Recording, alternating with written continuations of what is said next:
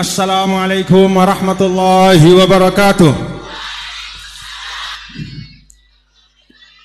Alhamdulillah, wassalatu wassalamu ala habibina Rasulillah wa ala alihi wa sahbihi wa man walah. Allahumma asri ummata Muhammadin sallallahu alaihi wasallam wa farij an ummati Muhammadin sallallahu alaihi wasallam warham ummata Muhammadin sallallahu alaihi wasallam وانشر واحفظ وأيد نهضة الوطن في العالمين وعمر نهضة الوطن الدينية الإسلامية على مذهب أهل السنة والجماعة إلى يوم الدين بحق محمد صلى الله عليه وسلم. أما بعد، من العائدين الفائزين المقبولين، من العائدين الفائزين المقبولين، minal aidin al-faizin al-maqbulin. Semoga Allah Subhanahu wa taala menjadikan kita semua yang hadir di majelis ini dan seluruh keluarga kita yang tidak hadir, sahabat, kerabat, tetangga dan seluruh umat Islam. Mudah-mudahan Allah taala jadikan al-aidin, yaitu menjadi hamba-hambanya yang kembali kepada fitrah, wal faizin, menjadi orang-orang yang berhasil, sukses melewati semua ujian dan cobaan, wal maqbulin, dan mudah-mudahan amal ibadah tiang pelungguh kita semua Allah Ta'ala berkenan, redha menerimanya dan menjadikan semuanya menjadi pemberat timbangan kebaikan kita di sisi Allah Subhanahu wa Ta'ala. Amin ya rabbal alamin. Yang tiang hormati dan tiang muliakan, para tuan guru, para tokoh, para sesepuh, para pimpinan yang ada di Selebung, Desa Selebung dan sekitarnya, para tuan guru yang tidak dapat yang sebutkan satu persatu, baik yang di atas panggung maupun yang ada di depan tiang. Semoga pelungguh semua, guru-guru dan sahabat-sahabat tiang, para tuan guru, mudah-mudahan pelungguh sehat walafiat nggih. Pelungguh semua Allah Subhanahu wa taala icanin kesehatan, keistiqomahan. Pelungguh semua bisa terus membimbing, bisa terus meriayah umat, bisa mengasuh umat, bisa mendidik umat. Mudah-mudahan semua menjadi ummatun marhumah yang dirahmati Allah Subhanahu wa taala. Ibu Wakil Gubernur sekaligus Ketua Umum Pimpinan Pusat Muslimat NWDI beserta Al-Ustadz Al-Hajj Muhammad Khair Rizal yang juga adalah Ketua Pengurus Wilayah Partai Perindo Nusa Tenggara Barat yang tiang hormati dan tiang banggakan. Ketua 1 Pimpinan Pusat Muslimat NWDI yang juga istri tiang, ya, Hajah Erika Zainul Majdi niki istri tiang Suwini Antiang.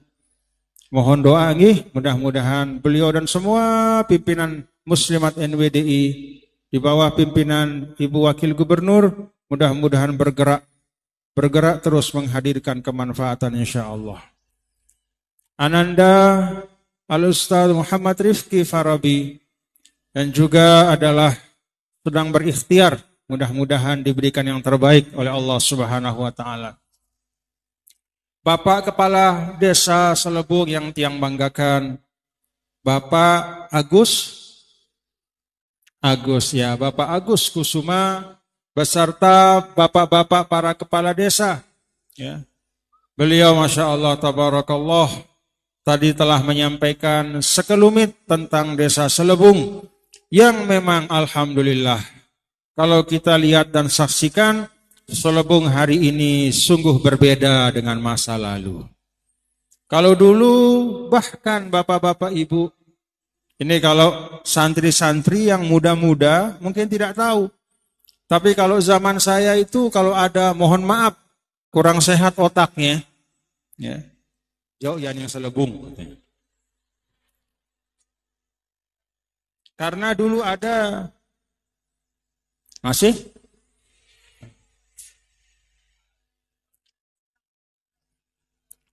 Ya, jadi kalau bahasa Arab itu namanya masyihatun aqliyah.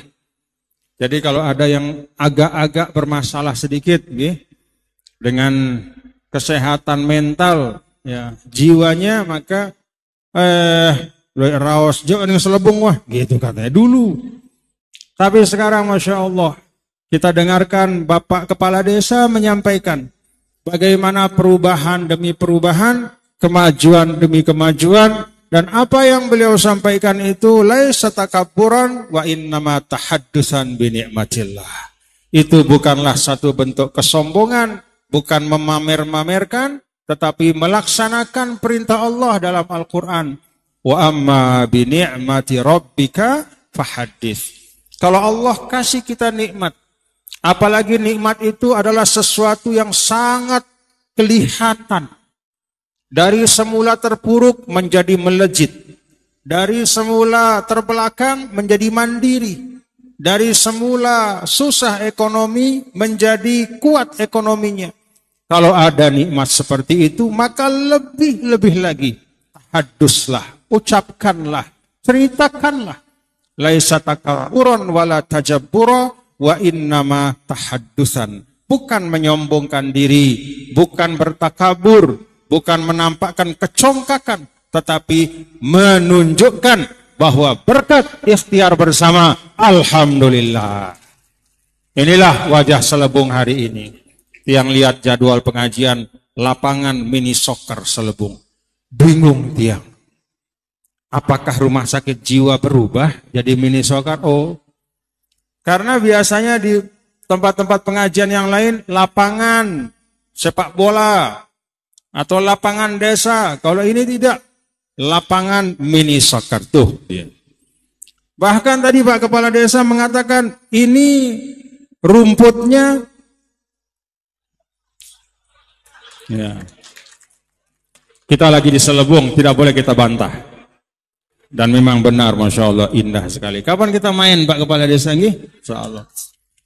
Dulu tiang suka main futsal, waktu tiang bertugas sebagai gubernur, tapi begitu tiang baca berita, ada aktor main futsal, innalillah. Ada ini main futsal, innalillah, berhenti tiang. Ya, yang bajang-bajang sajalah gitu. Memang kita harus tahu man arafa, ya, qadron nafsihi salima minal afat. Siapa orang yang tahu batas dirinya, dia akan selamat dari banyak mara bahaya dan malapetaka. Alhamdulillah.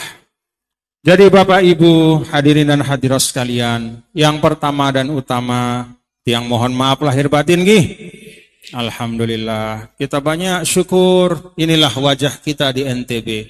Dulu disebut nasib tergantung Bali, nanti Tuhan bantu. Apalagi katanya? Nasib tergantung Bali, nanti Tuhan bantu. Nasib tidak baik, segala macam. Alhamdulillah, dengan pembangunan-pembangunan yang kita laksanakan bersama-sama, rembak-rembak, gotong royong, dengan hati yang sama-sama tulus ikhlas. Sama-sama kita ta'awun alal birri wa taqwa. Sekarang setiap desa-dasan, kampung-kampung, gubuk-gubuk, kita saksikan infrastrukturnya, kita saksikan sarana sosialnya, kita saksikan sarana ekonominya, peken-peken kita, puskesmas kita, rumah sakit kita, madrasah kita, SDN 2 Selebung, lapangan mini soccer. Alhamdulillah. Syukur atau enggak Bapak Ibu? Ya Allah, alhamdulillah. Kalau bagi Bapak Ibu jamaah tiang yang ada di Selebung, mungkin karena setiap hari sudah kita aspal mulus, kita lapangan mini soccer, kita sekolah si arak bagus, masjid lantai 2, kemudian fasilitas-fasilitas yang dibangun. Karena setiap hari pelungguh lihat sang, mungkin sudah anggap wah jamak-jamak wah biasa-biasa, memang wajar. Bapak Ibu hadirin dan hadirat sekalian, banyak tempat-tempat lain di bumi Allah yang Allah Subhanahu wa Ta'ala tidak berikan nikmat sebagaimana Allah berikan kepada kita di Indonesia, di Lombok Tengah, di desa Selebung ini. Alhamdulillah. Kalau Bapak Ibu pergi ke sana, misalnya ke Timur Tengah, tempat yang dulu penuh dengan para ulama, penuh dengan para aulia, di Irak, di Syria, Masya Allah, tabarakallah, banyak kehancuran-kehancuran. Tidak ada lagi madrasah-madrasah besar, tempat menuntut ilmu. Semuanya tutup. Perang saudara, desa, jangankan desa, kota, bahkan ibu kota, hancur lebur, saling boom. Bukan dihancurkan oleh orang yang datang dari jauh, penjajah yang beda bangsanya, tidak. Tapi sesama anak bangsa. Karena hatinya sudah penuh dengan al-hiqdu wal hasad. Ya wah, pembahasan tiang pelungguh, wah saling talonate. Karena wah talonate dinarak kena batur. Karena wah dinarak kena batur, anggapnya diri ini doang si paling cekat. Lalu pendapatnya dia paksakan. Kalau orang tidak mengikuti, maka dimusuhi. Lalu dia lihat pemerintahnya. Dia anggap pemerintahnya tidak sesuai dengan apa yang dia mau. Padahal yang namanya pemimpin yang dipikirkan bukan hanya satu orang saja. Indonesia ini ada berapa? Berapa juta? Hampir 280 juta. Dekna tiang doang si tepi kirang si presiden. Dekna sida doang. Tapi rakyat Indonesia dari Sabang sampai Merauke. Karena itu serahkan apa bagiannya. Kalau ada yang cocok dan sesuai, alhamdulillah. Kalau ada di antara, katakanlah kebijakan-kebijakan yang menurut kita, kalau menurut saya kayaknya lebih pas yang begini, bukan yang begitu. Kalau bisa bernasihat langsung, silahkan datang nasihati langsung. Tapi ingat dalam ajaran imam-imam kita, Imam Ghazali, Imam Nawawi, termasuk Imam Syafi'i, terus sampai masa sahabat, tidak ada di dalam ajaran Ahlus Sunnah wal Jamaah menasehati pemimpin dengan mengumpat-umpat dari atas mimbar. Itu bukan ajaran Ahlus Sunnah wal Jamaah. Tidak ada. Kalau kata Imam Ibnu Abbas, kalau kamu lihat dari pemimpin sesuatu yang kurang cocok, fakhtali bihi, pegang tangannya, bawa ke tempat yang sepi, bicara empat mata. Karena dia punya kehormatan sebagai pemimpin. Jangan diteriaki, jangan diumpat, jangan dihujat. Tidak boleh. Amar ma'ruf untuk seorang pemimpin, kalau kita ingin beramar ma'ruf, nahi mungkar kepada seorang pemimpin, bukan hanya isinya yang kita pastikan harus baik, tapi adabnya juga harus kita tunaikan dengan baik. Maka Bapak Ibu, buang kebencian-kebencian, rasa tidak senang, kita saling mendoakan satu sama lain. Seperti dalam hizib NWDI kita, Allahumma aslih wulata umuril muslimina ajma'in wa waffiqhum lima tuhibbuhu wa tardahu min naf'il ibadi wal biladi ya karim.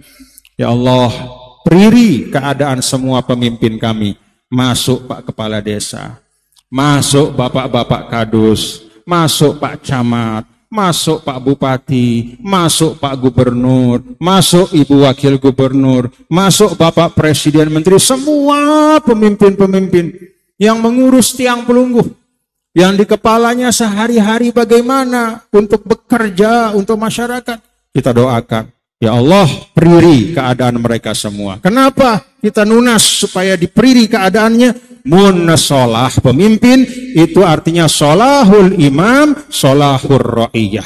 Kalau pemimpin bagus, maka insya Allah kebagusannya akan menjadi kebagusan kita semua. Amin. Kalau pemimpin tidak bagus, siapa yang mendapatkan mudaratnya? Kita semua. Makanya doakan pemimpin kita. Perlu bapak-bapak dan ibu. Kalau di dalam ungkapan para ulama Ahlus Sunnah wal Jamaah, di antara, nah, ada paham-paham nih. Di antara doa yang sebaliknya tidak luput di dalam setiap doa seorang muslim adalah doa kepada pemimpin. Jadi kan berdoa, Kita doakan diri kita nggih. Doakan keluarga kita, doakan orang tua kita. Diri kita doakan semoga Allahumma inna nas'aluka misalnya salamatan fid din wa afiatan fil jasad wa ziyadatan fil ilmi wa barakatan fil rizqi. Terus anak kita, Rabbana hablana min azwajina wa dzurriyyatina. Orang tua kita, Rabbana ighfir lana wa liwalidayna warhamna warhamhuma kama rabbayana shaghir. Pemimpin jangan dilupakan. Banyak doa untuk pemimpin. Salah satunya doa yang kita biasa baca dalam hizib, Allahumma aslih ulata umuril muslimin. Atau doa Allahumma walli alaina khiyarana wala tuwalli alaina syirarana. Ya Allah, jadikan yang baik menjadi pemimpin kami dan jangan Engkau menjadikan orang-orang jahat menjadi pemimpin kami. Itu doa. Dan itu yang diajarkan dalam Islam. Karena itu alhamdulillah kalau di sini kita punya pemimpin yang baik, kepala desa Selebung, baik nggak nih? Baik nggak? Alhamdulillah. Ada tandanya. Desa mandiri. Alhamdulillah. Jaga-jaga Pak Kepala ya, jangan sampai hilang itu. Kalau perlu diduplikat, yang aslinya taruh di rumah, duplikatnya bawa kemana-mana. Karena kalau yang asli dibawa kemana-mana nanti hilang deh. Ya, jadi itu kebanggaan, ya, kebanggaan yang mencerminkan hasil dari kerja bapak-bapak ibu bersama. Sekali lagi, yang paling pertama setelah kita saling memaafkan, tiang mengajak, mari kita bersyukur kehadirat Allah Subhanahu wa taala. Perubahan yang luar biasa hasil dari kerja kita bersama.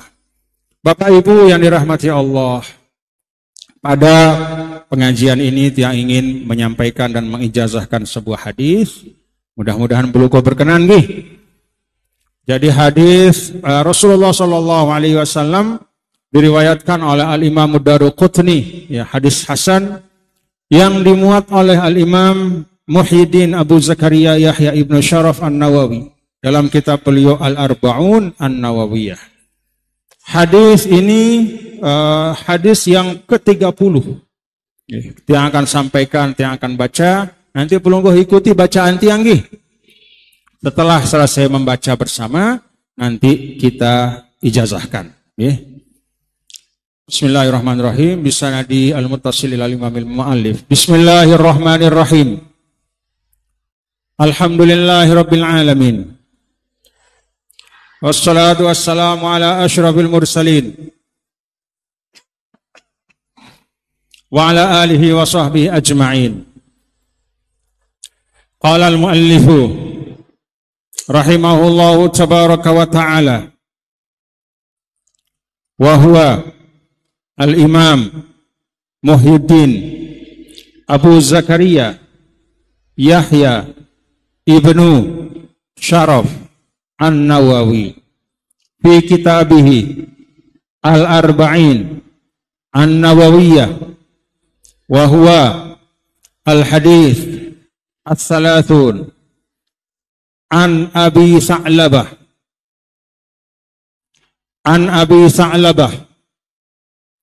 al-Khushani Jursum ibni Nashir radhiyallahu ta'ala anhu an Rasulillah sallallahu alaihi wasallam qala inna Allah ta'ala farada faraida fala tudayyi'uha wa hadda hududan fala tantahikuha fala ta'taduha wa harrama asya'a fala tantahikuha wa sakata an asya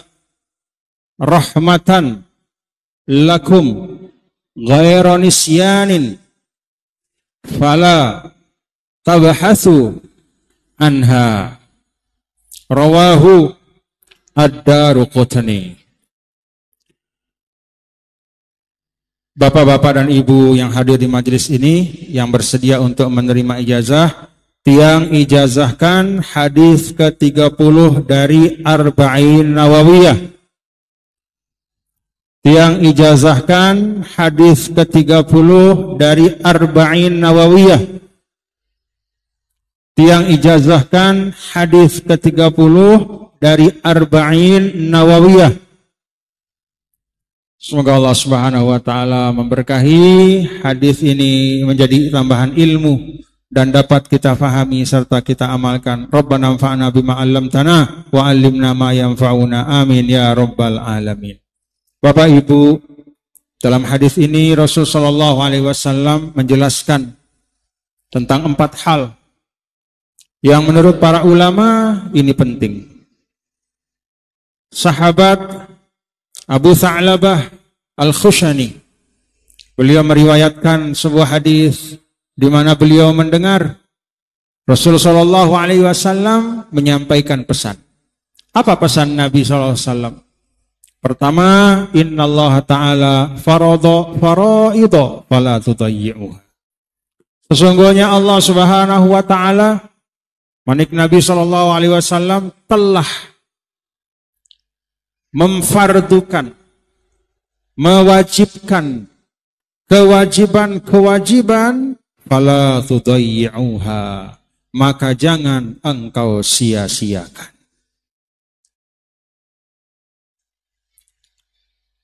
Allah Ta'ala karena sayang dengan tiang pelungguh, sayang Rahman Rahim. Bismillahirrahmanirrahim. Tanda Rahman Rahimnya Allah adalah Allah Ta'ala ingin kita bisa mengisi kehidupan kita dengan hal-hal yang membawa kebaikan. Dan di antara yang membawa kebaikan itu yang paling utama yang disebutkan faraid, yaitu hal-hal yang Allah fardukan. Hal yang Allah fardukan kata ulama itu muhtammatun ahammiyatuhu lil insan. Sesuatu yang pasti penting untuk tiang pelungguh. Allah tidak akan mewajibkan membahas tiang pelungguh, bahasa jamaah-jamaah ecek-ecek, tidak. Hal-hal yang remeh-temeh enggak. Yang Allah wajibkan, yang fardukan maha penting. Pertama kata ulama, pentingnya yang difardukan itu supaya hubungan kita dengan Allah baik. Kalau hubungan dengan pencipta sudah baik, insya Allah Allah akan luruskan hubungan-hubungan kita dengan yang lain. Man aslaha ma bainahu wa bainallah, aslahallah ma bainahu wa bainan nas. Saya dengan meriri hubungannya dengan Allah, Allah akan periri hubungannya dengan manusia yang lain. Ada si berotang, angkat imah, coba periri sembahyang dah. Sang, nah sang, sang, sembahyang itu. Lagu semele-mele entang ku sembahyang. Ya. Mulai dari wuduknya. Tahu sih dia cara anda berwuduk, inak-inak tiang. Tentu. Tahu cara anda berbisok? Enggak, ini tentu nih. Tahu cara anda berbisok ke? Bisok ya no. Bagus-bagus. Bersihkan, tatahur. Buang najisnya. Hilangkan hadasnya dengan baik. Dan kalau bisa kata Rasulullah SAW, asbigul wudu, jangan hanya cukup hanya sampai batas yang wajib, munebau lewat sekedik lewatang ya, dendek pelit lalu lidah sida Allah. Mohon maaf nih, misal nih, dek tiang botak nih lagu mulan ngene bulun tiang. Misal, nah bataskan di sini tuh yang wajib. Jangan terlalu pelit, begitu basuh muka pas, jangan rombok aja sekedik. Sampai bahkan kena rambut sedikit. Tidak apa-apa. Paham Bapak Ibu? Yang wajib untuk tangan sampai mana? Al-mirfaqain, sampai siku. Tapi jangan terlalu berekeng. Pas-pas di siku tahu nah. Diukur-ukur. Allah saja nih wah berekeng li iya. Apa hana beribadah aja santer perekengan oleh desida Allah. Rombok ya sekali. Jadi atasan lekan siku nggih. Apa artinya? Apa namanya yang di atas siku itu? Betak. Sampai yang betak dan deh. Dende betak dan kadu fitness doang. Bakso ya isi uduk no. Bakso tambahkan. Nah, dalam hadis ini fala tudayyi'uha, jangan kalian sia-siakan. Kata ulama, sia-siakan itu dua maknanya. Pertama at-tarku dan yang kedua at-tahawun. Yang pertama at-tarku artinya apa? Memang tidak dilaksanakan. Disuruh sembahyang, dia memilih sembahyang. Disuruh untuk berzakat padahal sudah cukup nisabnya, ya, kemudian sudah ngerampek dia. Nisabnya cukup, tidak mau dia keluarkan berasnya, gabahnya tidak mau. Itu namanya at-tarku, meninggalkan, tidak mau melaksanakan apa yang Allah fardukan. Atau yang kedua, dia kerjakan tapi mutahawinan. Arti mutahawinan itu semele-mele, semau-maunya. Sembahyang dia lagu marak kisap. Wah, kita dengan sembahyang marak kisap. Ya ilah, lo marah dengan tepale isi petugas pajak. Petugas pajak sih bagus-bagus, dia petugas pajak sih celang-celang. Ya Allah. Dulu kata Rasulullah SAW, aswa'un nasi sariqah alladhi yasriku fi salatihi. Pencuri paling buruk adalah yang mencuri salatnya. Paham Bapak Ibu nggih? Mene teparan itu maling. Mene sudah tepalan maling. Ya Allah, tidak mau kita. Apalagi kalau kita mencuri. Mencuri hak manusia itu tidak boleh. Apalagi mencuri hak Allah. Ada dulu Nabi melihat ada orang sholat. Sholat. Tidak keruan caranya sholat. Panggil sama Nabi. A'id wa sholli fa innaka lam tusolli. Semeton, beketek juluk, sini. Silahkan kembali, sholat. Engkau belum sholat. Lagi seperti itu. Tidak ada kekhusyuan, tidak ada kesungguhan. Sekedar bentuknya saja sholat, tapi hatinya entah di mana. Diingatkan lagi oleh Rasul Sallallahu Alaihi Wasallam. Karena itu Bapak Ibu, pesan dari Rasulullah Sallallahu Alaihi Wasallam ini, Innallaha farada fala tudayyi'uha.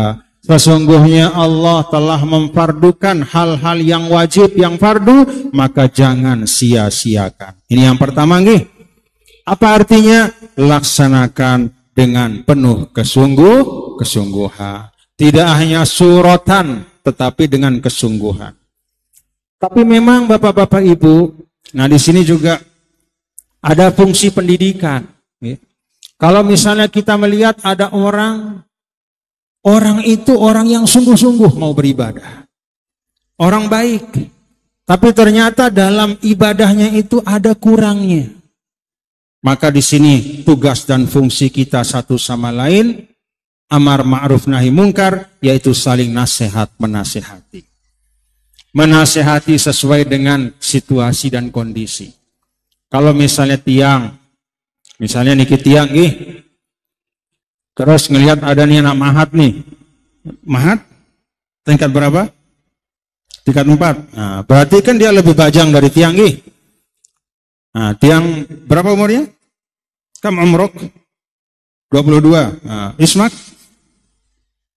Muhammad Azmi. Nah, misalnya Muhammad Azmi tiang lihat. Pergi tiang ke mahat, tiba-tiba lagi wudhu Muhammad Azmi. Ternyata wudhunya itu tidak baik menurut tiang. Ya, misalnya dia membasuh kaki tapi sekedar-kedar begini-gini saja. Tidak, tapi sekedar gini-giniin kakinya.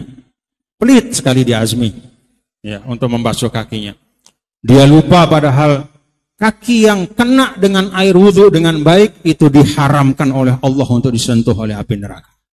Maka tiang sebagai Syekhul Mahad harus tiang nasihati. Dan karena beliau lebih muda dari tiang, maka bisa tiang datangi, Azmi, anakku, santriku, membasuh kaki bukan begitu, begini caranya.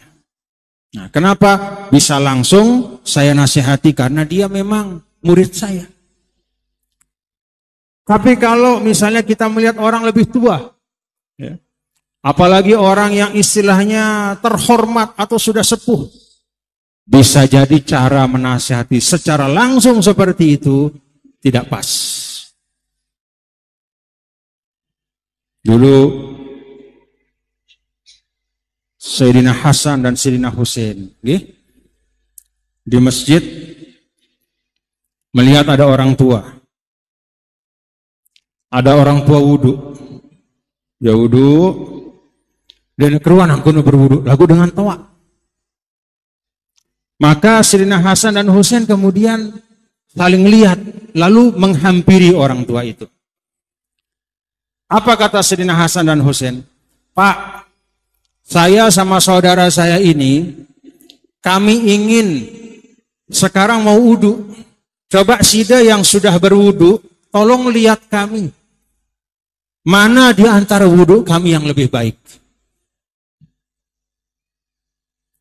Kalau ada yang kurang pas, tolong nanti beritahu.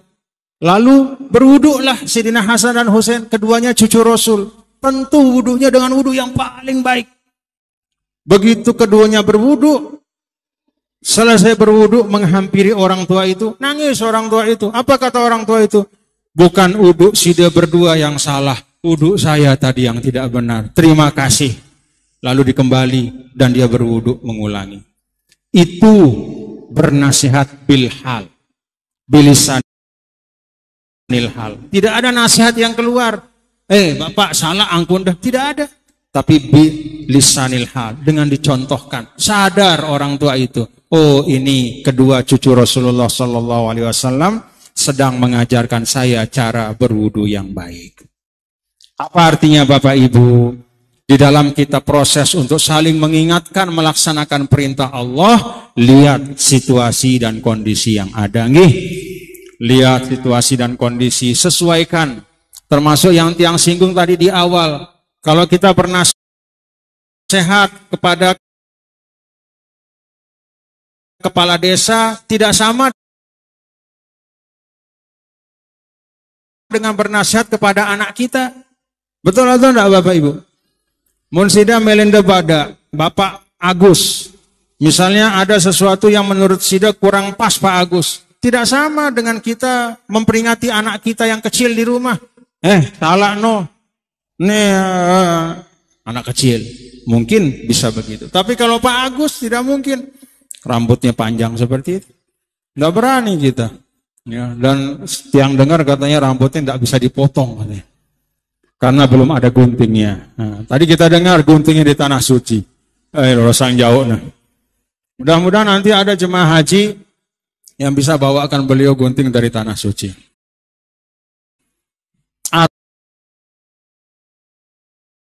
Atau beliau sendiri yang berangkat ke tanah suci, amin. Bersama dengan mudah-mudahan kita semua. Jadi bernasihat itu harus disesuaikan. Ya. Kata ungkapan likulli maqam maqal. Setiap situasi ada kata yang pas. Wa likulli maqal maqam. Demikian pun setiap ucapan itu harus ada tempat yang sesuai. Nabi SAW ketika bicara dengan orang-orang Quraisy, beda cara Nabi dengan ketika bicara dengan orang-orang Badui. Nabi ketika bicara dengan Ashraful Madinah, pemimpin-pemimpin Al-Ansar, beda cara beliau berbicara dengan awam Ahlil Madinah. Kenapa? Karena memang anzilun nas manazilahum. Mari kita masing-masing saling menghargai sesuai dengan situasi dan kondisi yang ada. Paham Bapak Ibu nggih? Kalau kita pegang nggih, ilmunya ada. Kita tahu bahwa kita harus saling menasehati. Kalau ada misalnya, katakanlah, ada kewajiban agama, fardu, apalagi di keluarga kita yang tidak ditunaikan, wajib kita amar ma'ruf nahi mungkar, kita beritahu. Ilmunya ada, lalu adabnya juga ada, cocok cara kita. Maka insya Allah, kalau isi dan cara itu cocok dan sesuai, maka sesuatu yang baik itu akan sampai ke hati. Akan bisa memperbaiki diri kita. Yang kedua, Nabi SAW sampaikan, wa hadda hududan fala ta'taduha. Allah telah menetapkan batasan-batasan hukum-hukum dalam beragam masalah, jangan melampaui batas. Artinya apa? Hukum yang telah ditetapkan laksanakan sesuai dengan amanat dari hukum itu sendiri.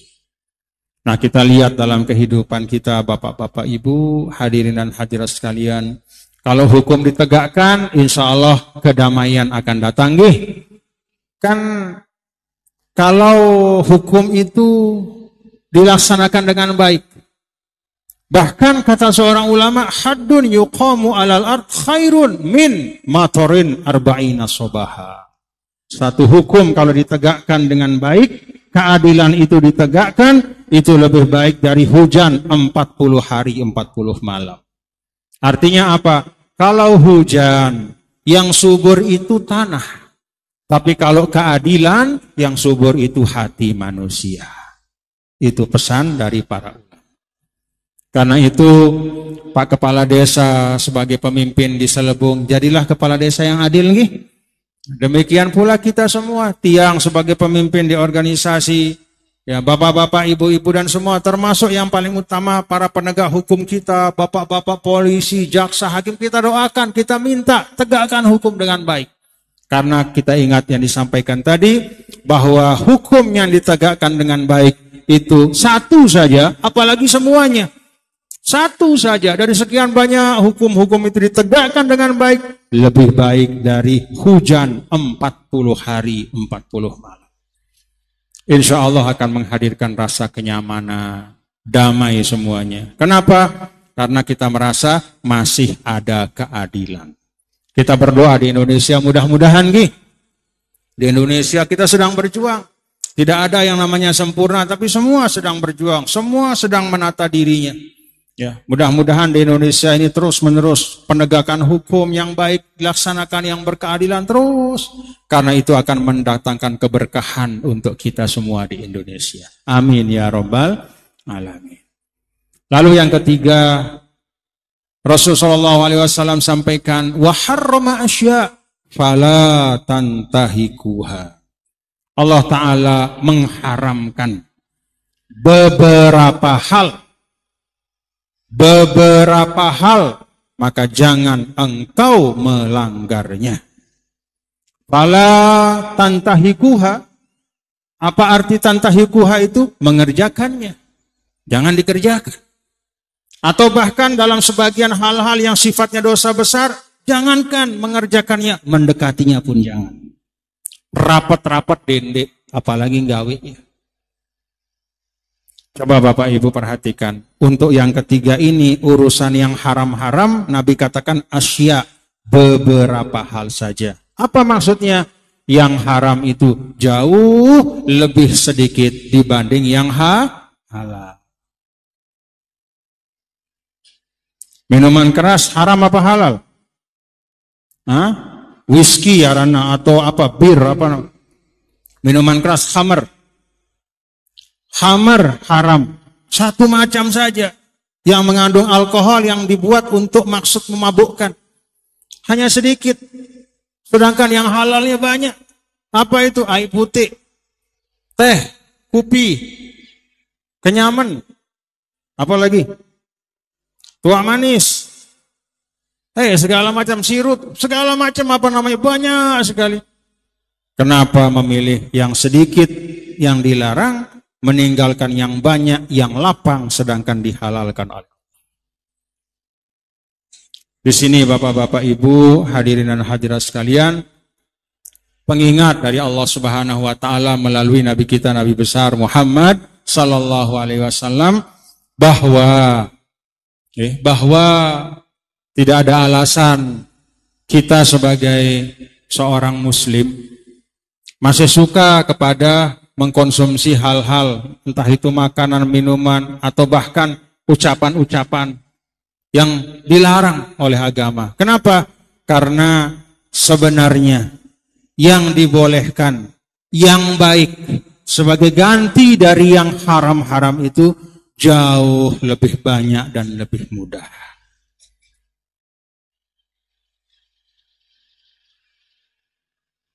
Kadang Bapak Ibu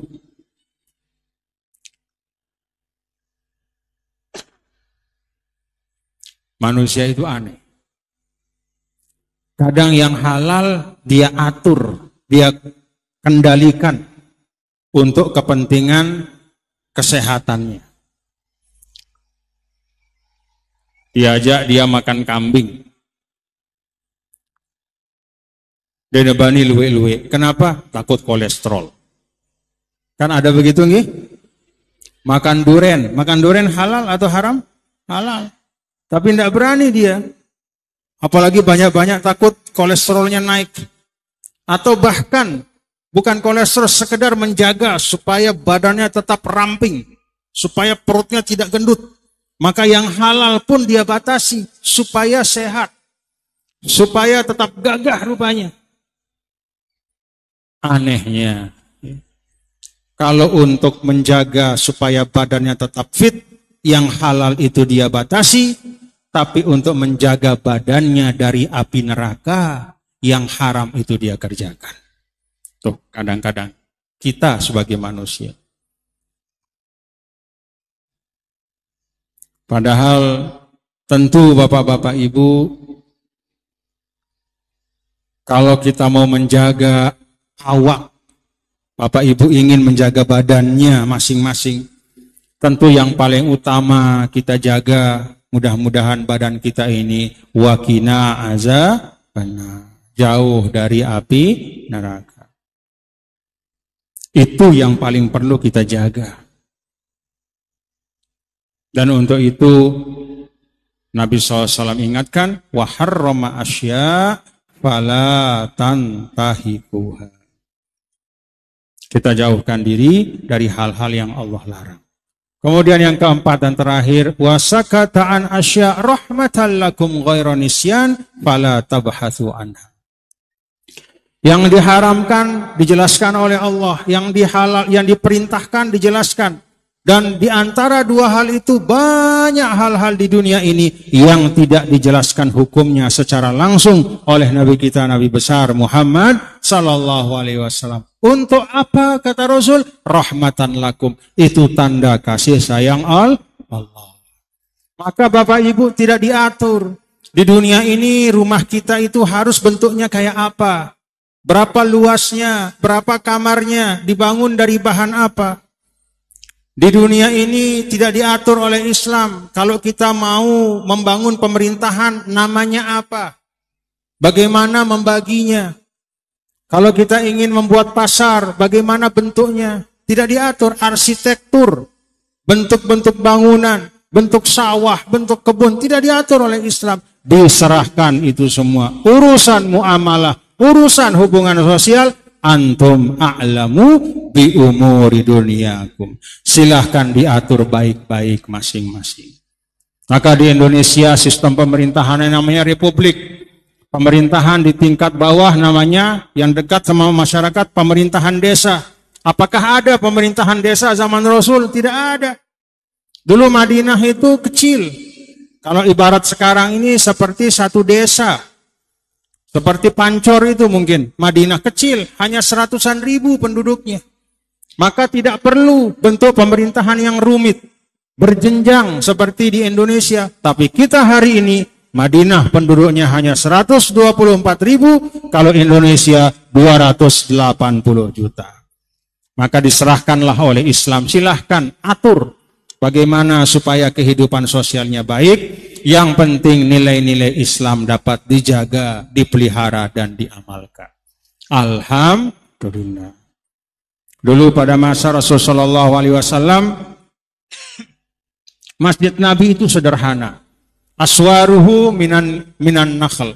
Ada tembok-tembok batasnya itu dari batang-batang korma. Kemudian atasnya itu juga dari pelepah korma. Lantainya itu bukan dari semen, tanah biasa. Bahkan ada batu-batu kerikilnya. Tidak ada bentuk hiasan apapun. Bahkan malam hari masjid Nabi itu gelap. Kecuali setelah datang Sayyidina Tamim Ad-Dar yang membawa lampu, lalu menempel, menggantung lampu di masjid Nabi, dikasih kemudian minyak, diterangi, dinyalakan, baru mulai saat itu Nabi melihat masjidnya terang. Sebelumnya gelap.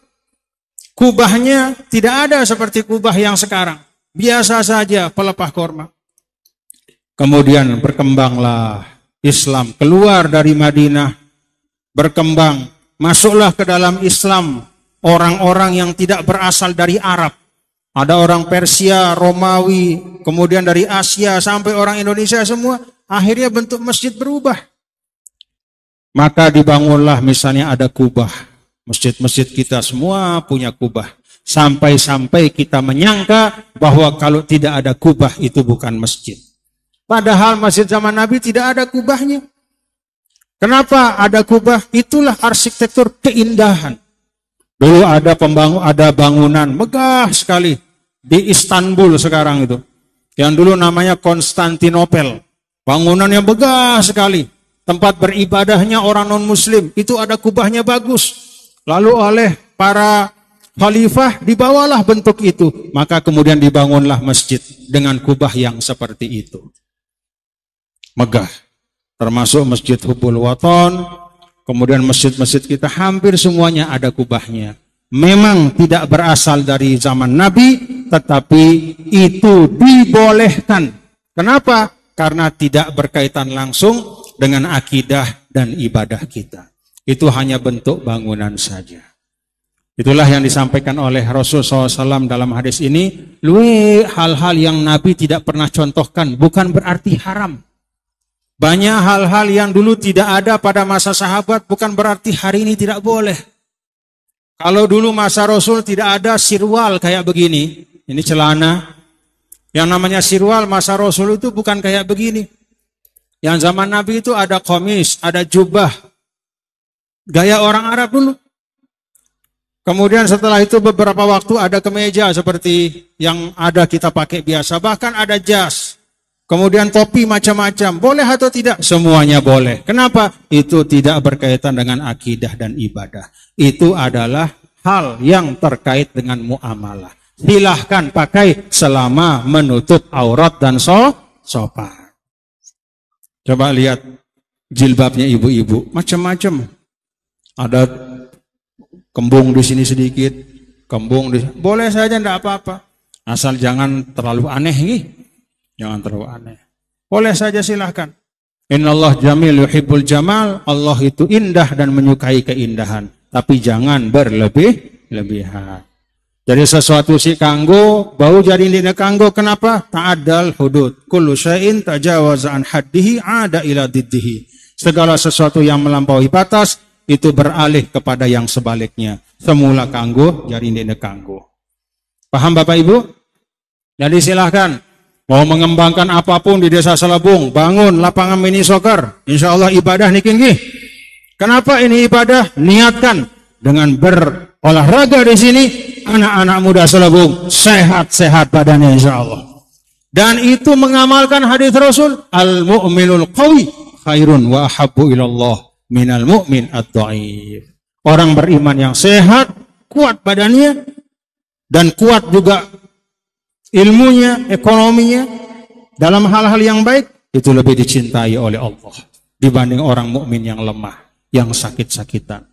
Jadi lapangan soccer ini niatkan Pak Kepala ya, mudah-mudahan menjadi tempat untuk berolahraga, untuk bisa menyehatkan diri. Dengan kesehatan itu bisa membangun Selebung, bisa beribadah, bisa memakmurkan masjid, memajukan daerah kita. Mudah-mudahan semua mendapat ridha Allah Subhanahu wa ta'ala. Dan dalam Islam kullu syai'in yuradu bihi wajhullah, itu bisa jadi ibadah. Segala sesuatu yang baik dan diniatkan taqarruban ilallah, itu ibadah. Di dalam sebuah hadis, kam min amalin min a'mali dunya tasiru min a'malil akhirah bi husnin niyah. Banyak amal dunia jadi amal akhirat karena niat baik. Paham Bapak Ibu nih? Mangan amal dunia atau amal akhirat? Dunia, selapu temangan, bahkan di manusia doang, bembe enak mangan. Jadi mangan itu adalah kebutuhan makhluk hidup. Kebutuhan biologis, tidak ada urusannya dengan agama, tidak ada urusannya dengan keyakinan, kepercayaan siapapun. Selama dia hidup, dia perlu makan, itu kebiasaan. Tapi bagi seorang muslim, begitu dia makan, dia niatkan Bismillahirrahmanirrahim, makanan itu mudah-mudahan jadi tenaga untuk berbuat baik, maka makannya menjadi ibadah. Demen jadi dengan Islam? Ya Allah, tinggal pasang saja niat Bapak Ibu. Lalu sidang anim pawon, anim pawon, masih sidang anim pawon ke, ibu-ibu? Hah? Ini dia suruh sama mak ada begawean lagu sidang dia beli anim pawon. Hah? Masih anim pawon? Demen anim pawon?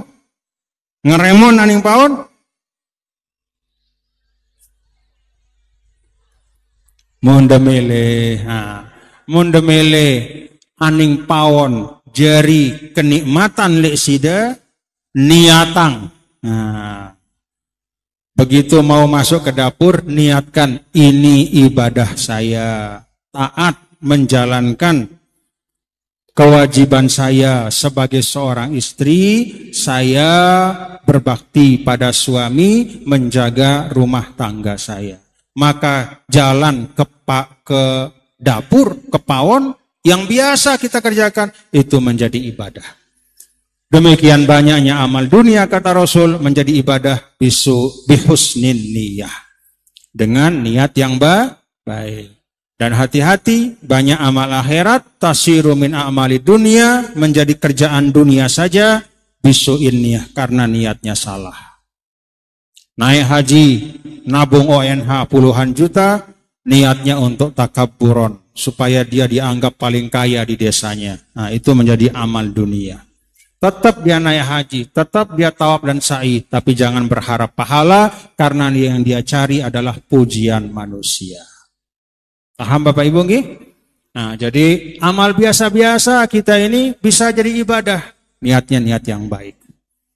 Karena itu, mari Bapak-bapak Ibu saudara sekalian, yang ajak kita semua untuk memperbaiki niat kita, untuk menikmati semua yang kita lakukan dengan baik. Yang saksikan di sini, Bapak-bapak Ibu, ada yang tuh berdagang balon kanak-kanak no? Mana pedagangnya, mana pedagangnya? Pedagang. Itu juga ibadah. Ya, mencari rezeki, ya, itu ibadah. Tambah lagi niat menyenangkan anak kecil, Masya Allah, itu juga ibadah. Banyak sekali ibadah. Yang lihat, itu ada Pak TNI kita, Masya Allah. Beliau kalau melaksanakan tugas dengan niat, ya, untuk menjaga amanah, yaitu menjaga pertahanan Indonesia, ya. Kenapa pertahanan Indonesia perlu dijaga? Karena Indonesia ini amanah Allah, dan menjaga amanah salah satu ibadah yang paling utama. Wal mufuna bi ahdihim dalam Al-Quran. Kalau beliau melaksanakan tugas seperti itu niatnya, menjaga amanah, menunaikan perintah kebaikan, maka insya Allah setiap melangkah dari rumahnya itu adalah ibadah untuk beliau. Pak polisi semua, Satgas Hamzan Wadi semua, alhamdulillah. Nah, itulah Bapak Ibu, Islam itu tidak hanya kata al-maghfurlah, apa tuh di dalam wasiat. Islam bukan sekadar ibadah, sembahyang salat di atas sajadah, tetapi Islam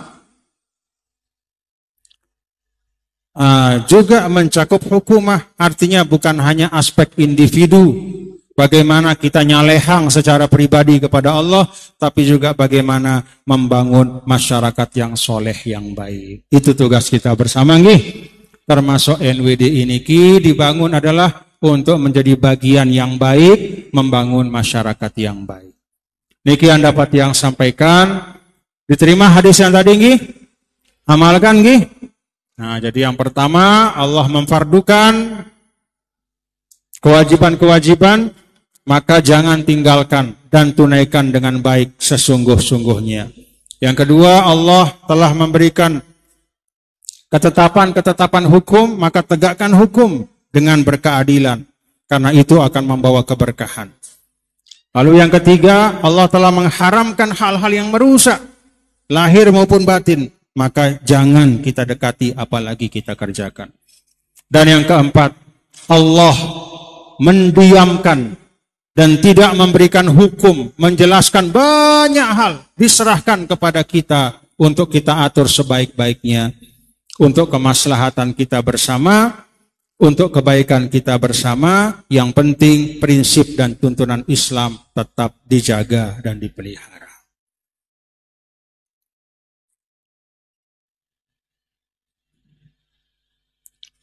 Paham Bapak Ibu?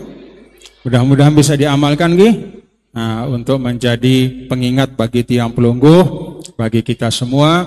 Karena Nabi yang mulia, Nabi besar Muhammad SAW, beliau sangat sayang kepada kita, sangat cinta kepada kita, berharap kita mau melaksanakan wasiat-wasiatnya, bukan untuk beliau, karena beliau adalah asyraful khalqi. Beliau sudah menjadi makhluk yang paling mulia.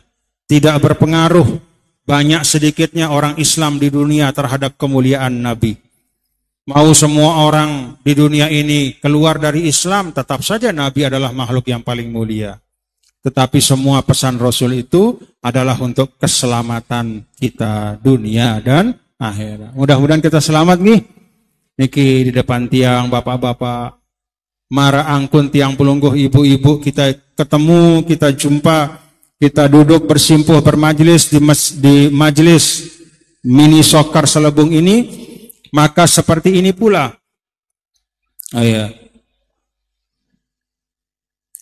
Maka seperti ini pula mudah-mudahan kita jumpa di akhirat nanti pada mara angkun tetokol mangkin niki kita bersama-sama nanti. Agama bukan sekedar ibadah, puasa sembahyang di atas sajadah, tapi agama mencakup akidah, mencakup syariah dan hukum. Hidupkan iman, hidupkan takwa, agar hiduplah semua jiwa cinta teguh pada agama, cinta kokoh pada negara. Alhamdulillah. Bapak Ibu, sedikit yang terakhir tadi, pesan yang keempat tadi dari Rasulullah SAW, kan Nabi menyampaikan ada banyak hal yang Allah tidak jelaskan. Maka bukan Allah lupa, tapi itu rahmatnya, supaya kita bisa menyesuaikan dengan kebutuhan hidup kita. Artinya apa? Kalau memang bapak-bapak dan ibu-ibu, kalau memang ada perintah Allah, perintah Rasul, ya kita tunaikan. Jangan kita terlalu banyak tanya. Jangan kita membahas hal-hal yang tidak ada kaitannya dengan amal. Kalau misalnya dalam Al-Quran Allah Subhanahu wa Ta'ala, misalnya Ar-Rahman wa 'alal 'arsy istawa, Ar-Rahman 'alal 'arsy istawa, ada arsy-nya Allah. Jangan kita mikir kira-kira besarnya kayak apa, ngombe belikna, ngombe ruana, enggak usah. Di dalam Al-Quran, wasi'a kursiyuhus samawati, kursinya Allah mencakup langit dan bumi. Jangan kita pikirkan, ngombe belikna kursi sini, enggak usah. Cukup kita imani. Ada hal-hal yang tidak bisa diselesaikan oleh otak kita yang kecil ini. Paham Bapak Ibu? Maka arahkan berpikir kita pada hal-hal yang bermanfaat.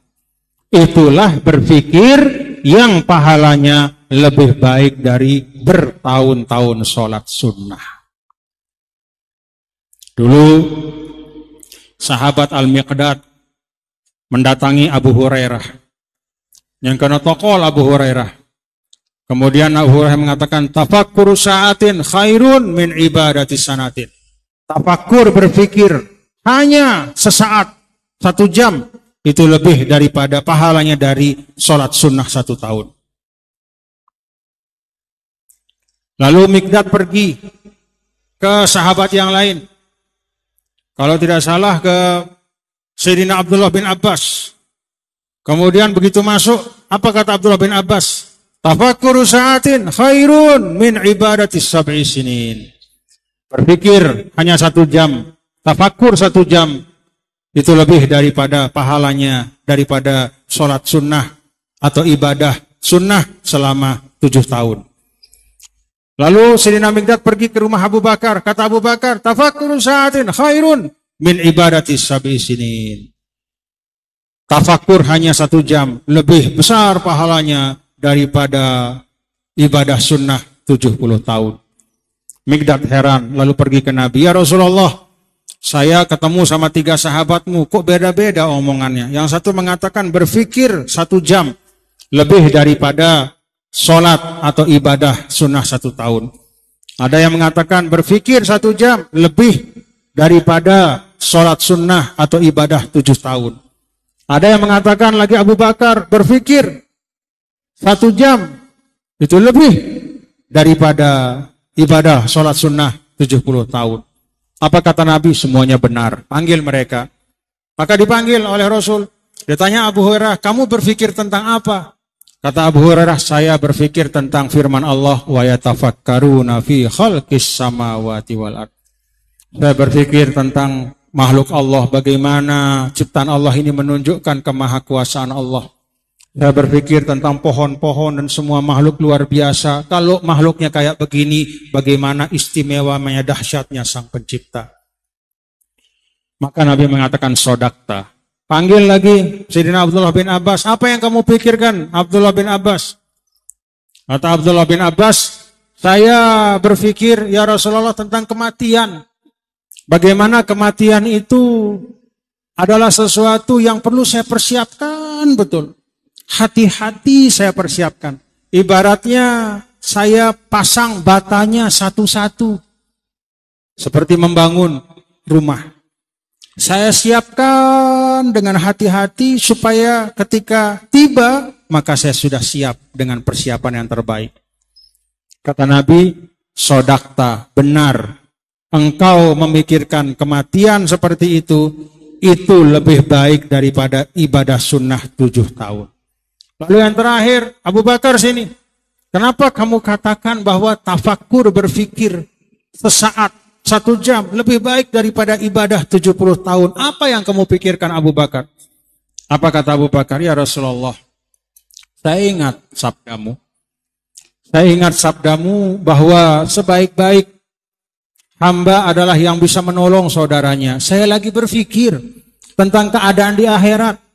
Nanti di neraka itu kan neraka itu luas sekali besar.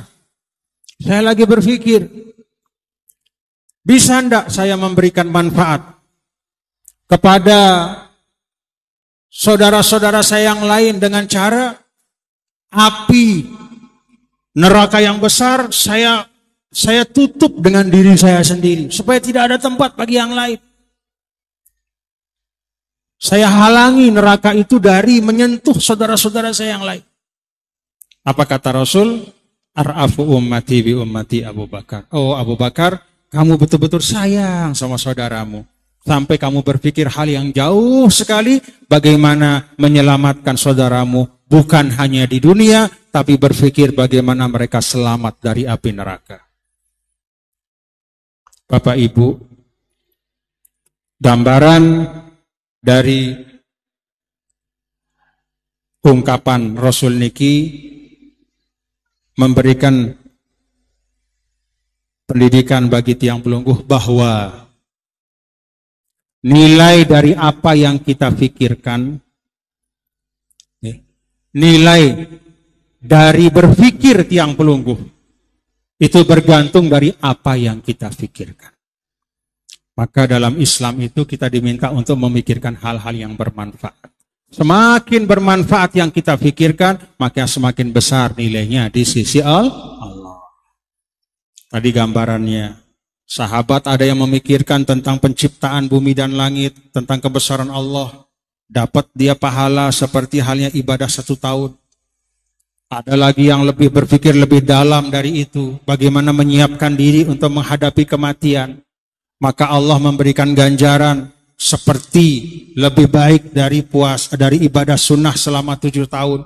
Ada yang berpikir bagaimana menyelamatkan saudaranya nanti di akhirat, yaitu Abu Bakar. Maka Allah akan memberikan pahala yang ibaratnya lebih daripada ibadah sunnah selama 70 tahun. Nilai kita di sisi Allah bergantung dari bagaimana kita berpikir, bagaimana kita mengarahkan tenaga kita, pikiran kita, energi kita. Kalau kita mengarahkan untuk yang baik, maka akan baik di sisi Allah nanti. Kalau kita arahkan untuk yang mulia, maka mulialah kita di sisi Allah. Bapak Ibu, ini yang dapat yang sampaikan. Mudah-mudahan 4 hal dalam hadis ini bisa dipegang dengan baik untuk menjadi bekal kita semua. Rabbana taqabbal minna innaka antas samiul alim wa tub alaina innaka antat tawwabur rahim. Terakhir, kompak, utuh, bersatu. Paham Bapak Ibu nggih? Disampaikan tadi oleh Ibu Wakil Gubernur, sudah jelas. Beliau ini Ketua Dewan Pertimbangan Perindo NTB, jadi jelas yang beliau sampaikan. Atasan beliau di rumah, kata beliau, yaitu Ustaz Haji Muhammad Khairul Rizal, beliau adalah Ketua Pengurus Wilayah Perindo. Ya. Jadi jelas, kompak, utuh, bersatu. Rembak-rembak nih, bersama-sama. Semoga dimudahkan. Terima kasih. Mohon maaf apabila ada hal-hal yang kurang pas yang Tiang sampaikan. Maju untuk desa Selebung kita, terus menjadi desa mandiri, teladan, contoh untuk kebaikan. Wallahu muwaffiq wal hadi ila sabilir rasyad. Assalamualaikum warahmatullahi wabarakatuh.